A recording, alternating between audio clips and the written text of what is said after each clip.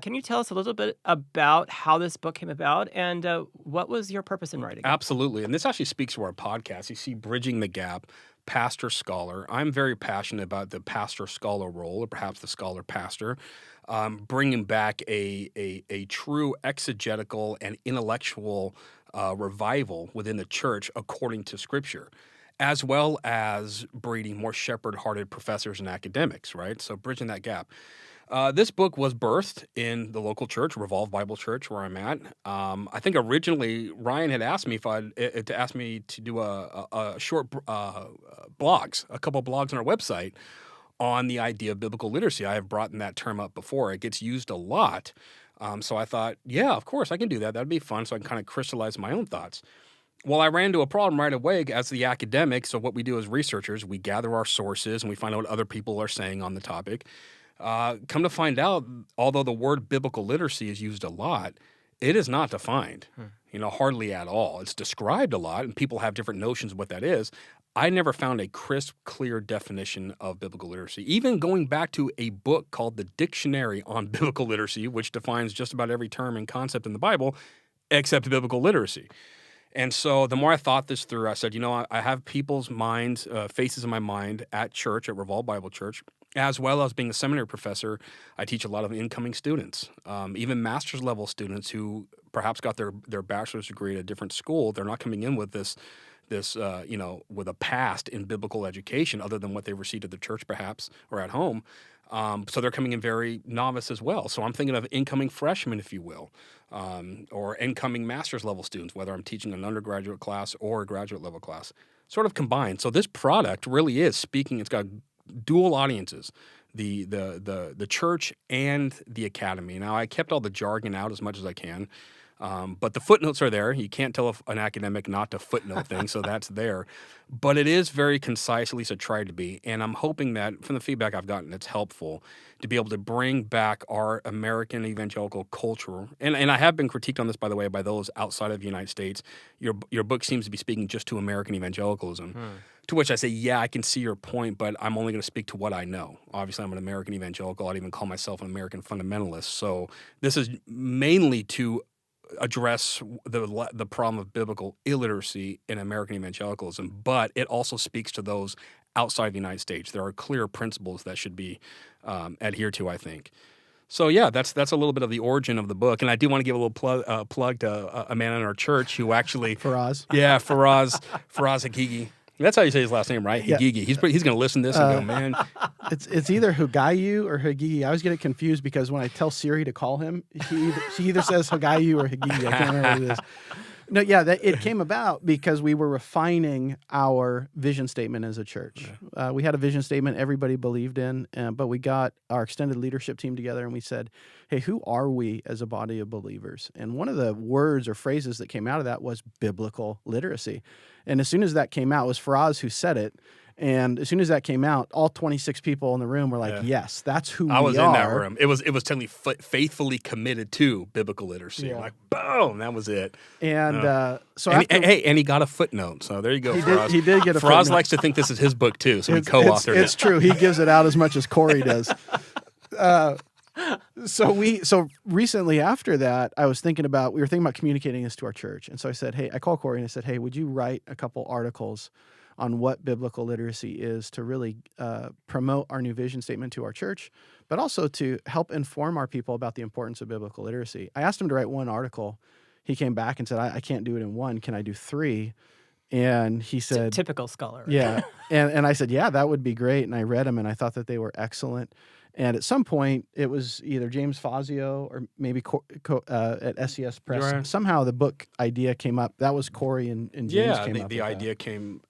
it ended up coming down to SES Press, who published the book, and the team there at SES Press, which I'm a part of. And I was never with the idea to actually publish with SES Press. I was thinking once those blogs were done and I can expand this to expand certain things in those blogs to make it a book, I was thinking of other publishers. But the dean at Southern California Seminary, James Fazio, was like, this is really helpful for some of our incoming students. And so I said, okay, then let's go with it and see how it does. And I'm thankful for it. There are things that I would maybe, if given the opportunity to revise or to change here and there, but overall, I wanted to keep it a primer. I've been, asked about that and kind of critiqued, like it should expand into more of a hermeneutics textbook. But I wanted to keep it a primer. It's an introduction. That's what primer means. It's just to whet the appetite and to address a problem and then move on. So we have to ask the question then, what is biblical literacy? Right, because that is one of the problems I talk about in the book. I call it the problem of definition. So as I said earlier, not everybody defines biblical literacy, so I had to give my own offering. And what I do is I center it on two key ideas. That is awareness and proficiency. And by that, what I mean is biblical literacy, which is a developing process. That's key. It's never you reach that final finish line and say, yay, give me my gold medal on biblically literate. It's a continuing developing of growing in your awareness of God's presence. Okay, the awareness part, growing God's presence, not through dreams and visions, not through songs and elsewhere, growing in God's presence of who is the God of the universe by becoming proficient in exegeting Scripture's meaning. So it brings back this idea is we don't want to be so cold in our understanding of hermeneutics and doctrine, like God is just a doctrine. He's not. He's a person. So we want to grow in our intimate awareness of his presence, but we do so by faithfully and correctly exegeting Scripture's meaning, because that is how he revealed himself in textual form, right? We call the Bible the written revelation of God. He revealed himself in a book. So our job is to understand him, grow closer to him, grow in our awareness of his presence by exegeting Scripture's meaning. Well, that said, what is then, when a person is reading the Bible, should they read it devotionally or should they read it academically if they're going to grow and become biblically literate? I think the answer to that question is both. If we mean by devotionally a light reading of it, then absolutely. I read Scripture just to read it. I also read Scripture to meditate on it, to chew on and think over and over and over again on the truths. But if I'm really going to get the propositional truths that are in Scripture, I have to know right hermeneutics, and I have to seriously study Scripture to make sure that I'm accurately handling the word of truth. As a pastor, that's my life. I have to cut it straight, as Paul said to Timothy. That's a divine mandate that I'm under. But also, every Christian, if they desire to know the Lord, they need to handle Scripture rightly, and Christians can.